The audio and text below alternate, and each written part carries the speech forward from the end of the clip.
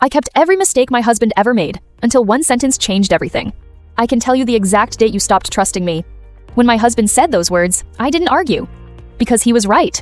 For 5 years, I had become an expert at remembering. Every broken promise. Every forgotten anniversary. Every harsh word. Every time he chose work over our family.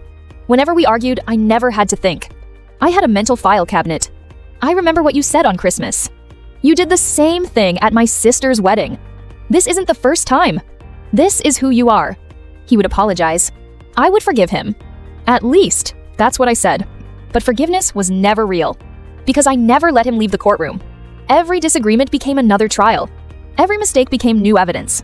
One Friday night, we argued over something so small I can't even remember what started it. But I remember how it ended. He quietly picked up his keys and walked toward the front door. Before leaving, he turned around and said something I'll never forget. I'm tired of fighting the man I used to be instead of the man I'm trying to become. The door closed, and the house became painfully quiet. I sat on the couch replaying those words. For the first time, I realized something. He wasn't asking me to ignore his mistakes. He was asking me to stop using them as weapons. The next morning, I went to church alone. The pastor wasn't talking about marriage. He was preaching from 1 Corinthians 13. Then he slowly read one line. Love keeps no record of wrongs. I stared at my Bible. Because that was exactly what I had been doing. Keeping records. Detailed ones. I wasn't protecting my heart. I was imprisoning both of us. Love doesn't pretend people never hurt us. Love simply refuses to build a home inside yesterday's pain. That afternoon, I came home and found my husband sitting on the porch. Before he could speak, I handed him a notebook. This is every apology you've ever written me. He looked confused. Then I smiled. You don't have to earn freedom from your past anymore. I tore the pages out, one by one. Not because they never happened, but because I didn't want them to define our future.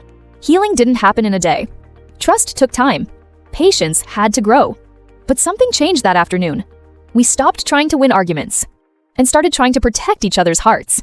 Because real love isn't about keeping score. It's about choosing grace when you have every reason not to. It does not dishonor others. It is not self-seeking. It is not easily angered. It keeps no record of wrongs. 1 Corinthians 13 verses 5. The strongest relationships aren't built by people who never hurt each other. They're built by people who choose forgiveness over scorekeeping. Subscribe for more true-to-life stories inspired by God's Word.